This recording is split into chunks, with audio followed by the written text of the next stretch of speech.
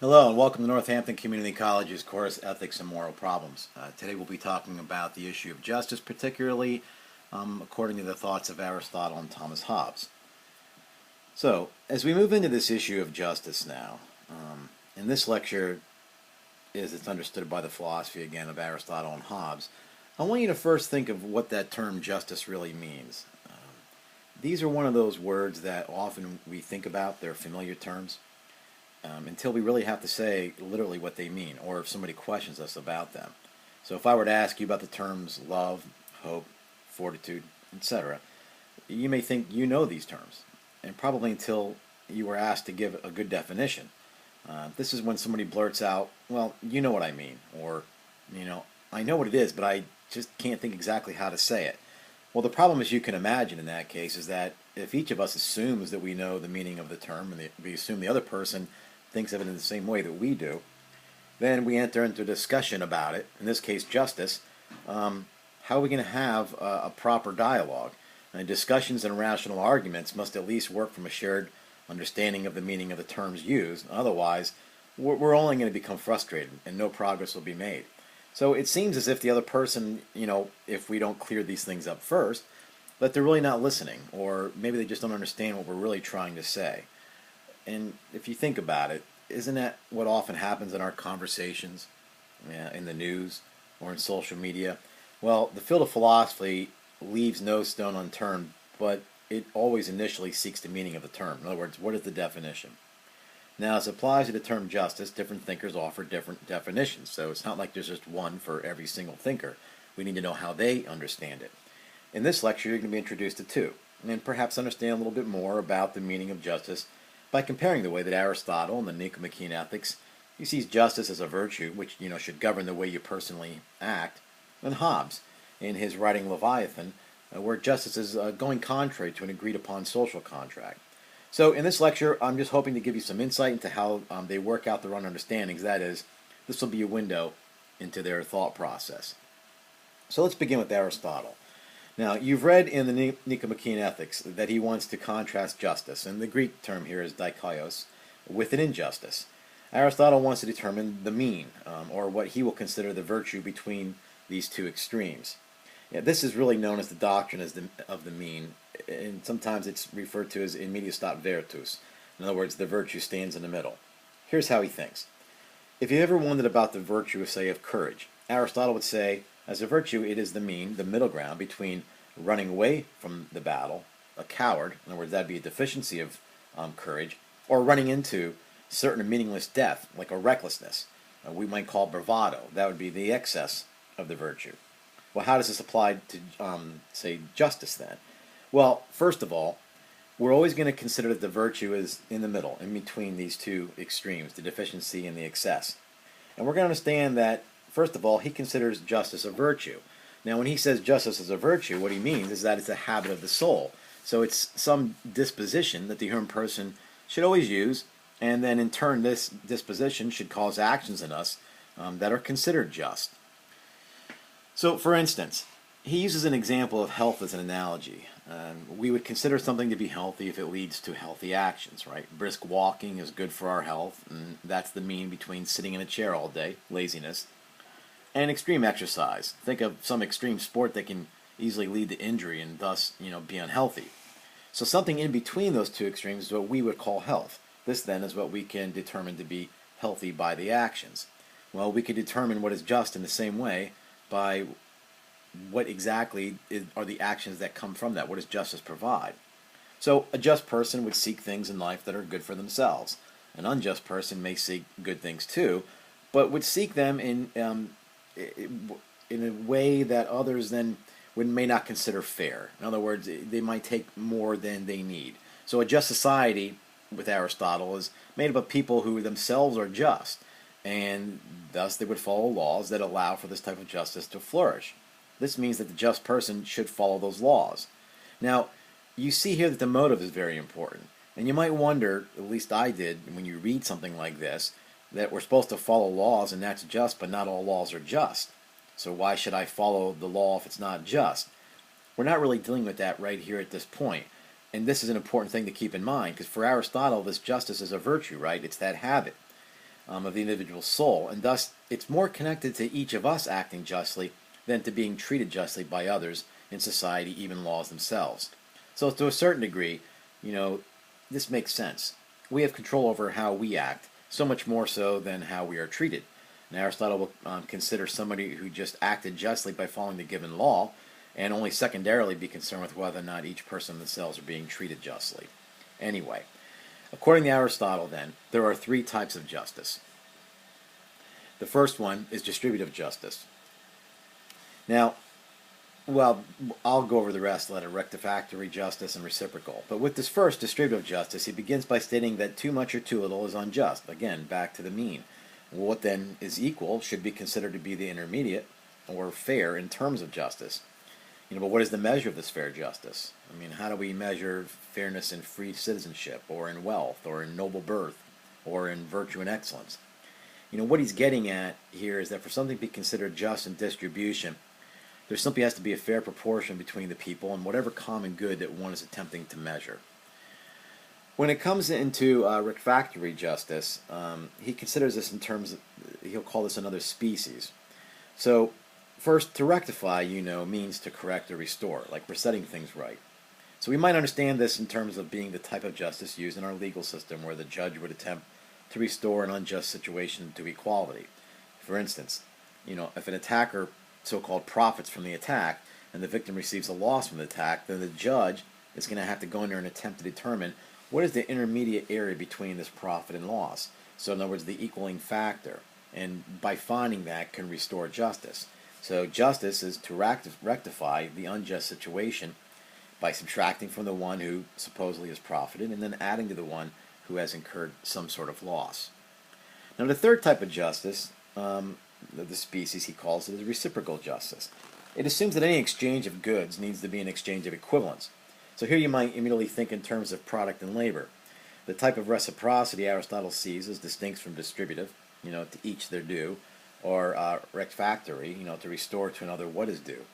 This type of justice is more of a trading of what is due to another. For instance, you and I might barter. I'll fix your shoes and you'll weed my garden. But for you to weed my garden, you would want something that's properly weighed in exchange. That is, I must reciprocate in some way of equal value. So perhaps me fixing your shoes is not enough to make the exchange just. Well then, this is why we have currency. Currency becomes the medium of exchange, like the way that we do it. So you might simply say, well, weeding my garden will take you 2 hours and you want $15 an hour, it's $30. I, on the other hand, only spent 1 hour repairing your shoes.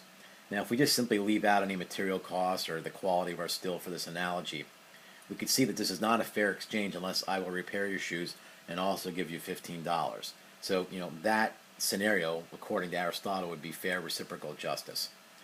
All right. Overall, then, with Aristotle, you should understand that justice is this mean because it is about an intermediate position between some excess and deficiency. And this is to be understood in terms of what is harmful or beneficial. And to be unjust is to award oneself too much, you have that excess, and by depriving someone, cause them harm. So you leave a deficiency. So justice lies between these two. And in short, it's giving another what is their proper due. It's a good definition that Aristotle would work out for justice. So do you see how for Aristotle justice is not what others do to you, but it's really how you act and behave according to others? All right. Now on to Thomas Hobbes. And he begins chapter 13 of Leviathan by making some general remarks as to the equality or inequality of all human people. He holds that in some way people can be equal, and in other ways they aren't equal. He does think that people consider their own intelligence more so than other people's intelligence. In other words, I'm smarter than others, per se, or you might think that. So in that way, we're both equal, right? We both have this idea that we're smarter. Each thinks themselves witty, is how he puts it. But he said there's also something unequal. In other words, each thinks the other person is wittier to them. So even though we all think the same, and that makes us equal, we also think that we are not equal. In other words, some people have more wit than others. Now the but, this is what's important. The but enters the scene when the occasion arises upon which two people desire the same thing. Since if two of us desire the same thing and only one can have it, he says we're going to become enemies. He says this puts, then we'll use our equal wits, right, to use in order to covet what is desired, and this can only be done by either destroying the other person or subduing the other person. So in reality, he says, though no person has the power to restrain all those who desire what each of us desire, this leaves the human person in a peculiar state of nature. In other words, when people desire conflict, we're going to find some way to restrain others, and we may lack the power to do that. And he cites three principles that really cause these quarrels between us. He says it could be competition, which is for desire. In other words, there's some personal gain there. He says it could be also a lack of self-control. He calls it diffidence. And he says that's linked to some reasons of safety, like we might even can say, just simply say we want to preserve our own reputation. And the third one, he says, is glory. And this is derived in order to increase or preserve our own reputation, or maybe to increase our reputation. So he says this competition, this diffidence, this glory, this puts us as people who are always trying to seek a good that we cannot both have in a state of constant turmoil. And Hobbes considers, this the war that each man levies against another person. And he says we are just in a constant state of competition. And maybe there's something here that, you could almost see this works, or this makes sense anyway. So what happens is this leaves every person an enemy to every other person. And in that regard, nothing could be unjust. Now, we're going to have to follow his thinking here, because that may sound odd to you. But his reasoning is that if there's no common power to prevent, this endless interpersonal conflict, and then there could be no law. And only a common power could provide law, but there's no common power here. We just all have these desires that we're trying to search for. He says, and since there's no common power and there's no law, there could be no injustice, because he only sees an injustice as going against some common law, and there's none there. So because there's no law to go against, we should and could understand this as a state of lawlessness. And unlike Aristotle, who understood justice as something that we each should strive for in virtue, Hobbes sees justice simply as something provided for by law from a common authority. But again, in the state of lawlessness, wouldn't every person, if they could, get as much as they can and then keep it for themselves as long as possible? Well, we might say yes, but that's his point. The only thing a person would really fear in this scenario, and by that he means a force that would make us go into a state of peace, are either the fear of death, comfortable living, the hope to work for these things in themselves, something like that. In other words, the taking away, or in other words, the fear of death and comfortable living. If you're going to say, well, that seems kind of bleak, at least in an understanding of the human person, that's exactly how Hobbes understands the human person to have a selfish nature. And I don't think we could say that we don't always think that way. Anyway, he considers that the human person has two fundamental rights. And the first fundamental right he will call the right to nature. And this means the liberty to not be constrained. We would probably call this at least you can understand it in terms like of physical freedom. It's not just physical freedom, of course, but you can understand it if it helps you understand the term liberty like that. The second fundamental right is the law of nature, which is to do nothing destructive to one's own life. So he continues to claim that a person, in other words, we can transfer this right of liberty. In other words, if we may all have this right not to be constrained by nature, but we can sort of voluntarily give this up as long as everyone agrees to do this. So if everyone agrees to transfer this right of nature, then we at least have the possibility to enjoy the law of nature. So if we give up the liberty, perhaps we will be preserved in, let's say preserving our life. The method to do this, he calls this a social contract. It's a mutual agreement that we all come into. So now, if there is some common element, and then justice can actually be ferreted out of this. So for him, the injustice really, as it can only exist where there is a law, and only comes from breaking the law or this covenant, which is mutually agreed upon, at least now the injustice would be if one of us breaks that social contract. So in short, an injustice is the breaking of a mutual trust. The trust is not something individual people can maintain, say, separate from each other. We'd have to have something that can govern all this. So a commonwealth, per se, we call it a government or a state. It's necessary for both the maintaining of this agreement, this social contract we've entered, and therefore also the maintaining of justice, because if we are selfish, then we're going to do our best always to gain at somebody else's expense. So breaking this covenant that we went into would be a means to preserve that, or at least we should say to present that. Okay. So this trust is not really something individual people can maintain separate, which is why he said we're going together in this particular agreement. And where Aristotle spoke of 3 types of justice, here Hobbes offers just 2. He talks about this commutative justice, which maintains the equity of the value of trust, each of us place within each other upon the contract. And then there's still distributive justice that offers equal benefits upon people, though of course of equal merit.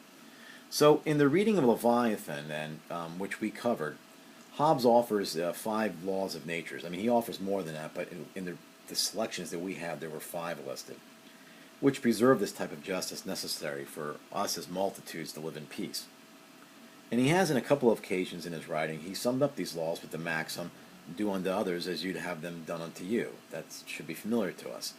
Yet keep in mind how this is only possible through some mutual and voluntary giving up of one's right of nature in order to secure one's law of nature. That is, we will give up our liberty for preservation.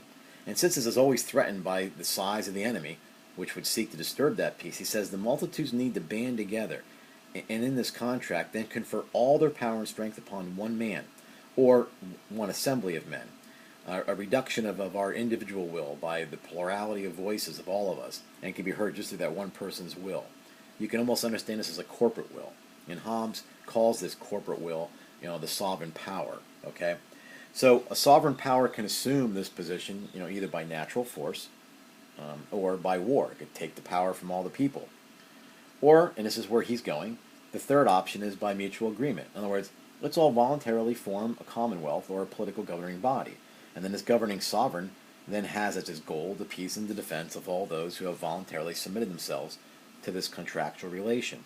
So the Leviathan then, remember that mythical monster from the book of Job, this is the head of the governing body, and that made up all those members who have, say, contracted or given their will, the right of nature, for the purpose of protecting, each from selfishness that we might pursue individually otherwise. So the Leviathan then will keep us away from that constant state of war that would exist otherwise. In the end, then, for Hobbes, justice is submitting, acting, and living in accord with the terms of the contract that we have entered into. Leviathan will be the means to not allow each other to achieve selfish gains at the expense of others, that is. So, I hope this very brief lecture was helpful in increasing your understanding of the thinking of Aristotle and Hobbes in terms of the theories of justice. Also, perhaps you can appreciate their individual contributions, and now understand a little better if a conversation were to ensue, say, between these two, Hobbes and Aristotle, how the differing understandings of their terms of justice would result in each of them talking past each other, where one thinks that justice is a virtue that really is a habit of the soul and how you act, and the other one's like, well, justice would only exist if there were a common element that bound us all together, and therefore an injustice would be breaking of that element.